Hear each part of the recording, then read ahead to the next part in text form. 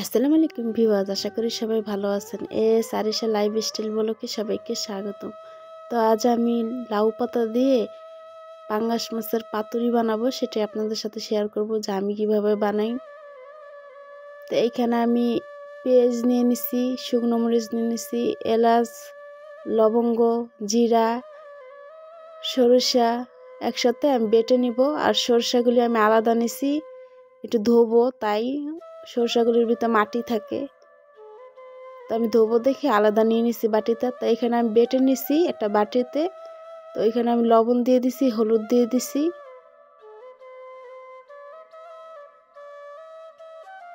মরিচের গুঁড়া দিয়ে দিছি। তো একটু ঝাল ঝাল করব, তাই আরো মরিচের গুঁড়া দিয়ে দিছি, আদা রসুন বাটা দিয়ে দিছি।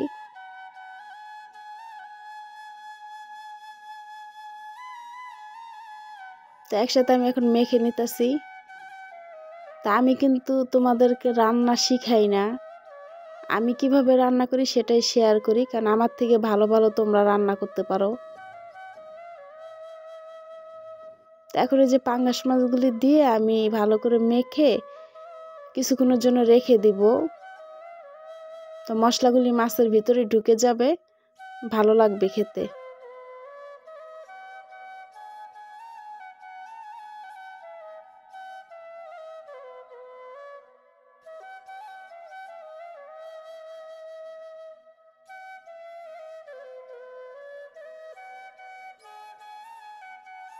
তো এই যে এখানে লাউ পাতা দিয়ে আমি এইভাবে করে লাউ পাতার ভিতরে মরিয়ে নিতেছি।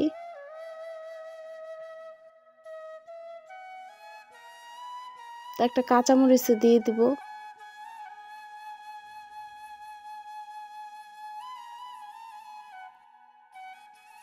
তোমরা চাইলে সুতা দিয়ে বাইন্দাও নিতে পারো, তো আমি সুতা দিয়ে বানবো না, এইভাবে করে ভেজে নিব।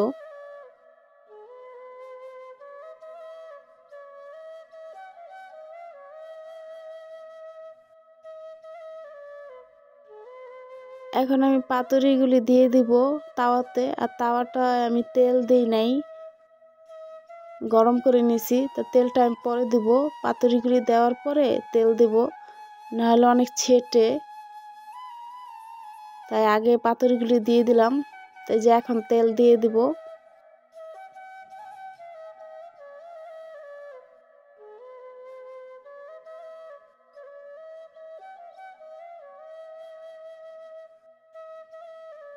তো চুলার জালটা কমিয়ে ঢাকনা দিয়ে ঢেকে আমি 15-20 মিনিটের মতন এক পাশে রান্না করে নিব।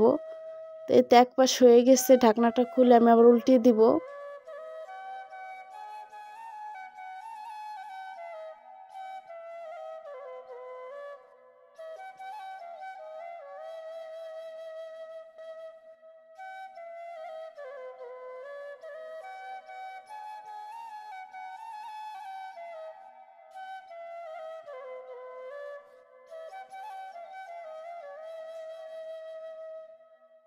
তো এখন ঢাকনা দিয়ে ঢেকে আবার রান্না করে নিব।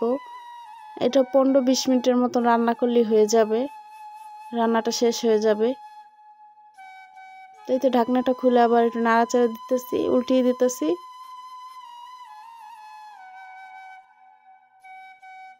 তো পাতুরিটা হয়ে গেছে রান্না করা।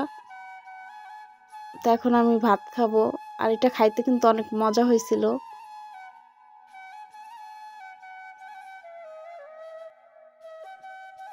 তো আমার ভিডিওটা যদি তোমাদের কাছে যদি ভালো লাগে, সাবস্ক্রাইব, লাইক, শেয়ার করে আমার পাশে থাকবা।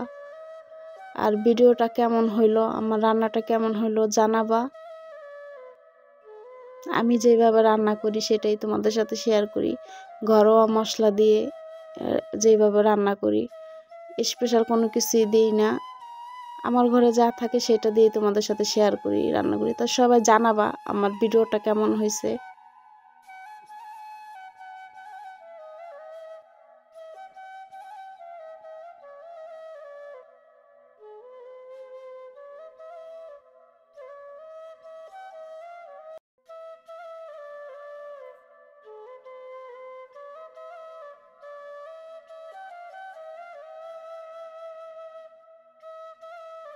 তো সবাই ভালো থেকো, আমাদের জন্য দোয়া করো, আমিও তোমাদের জন্য দোয়া করি।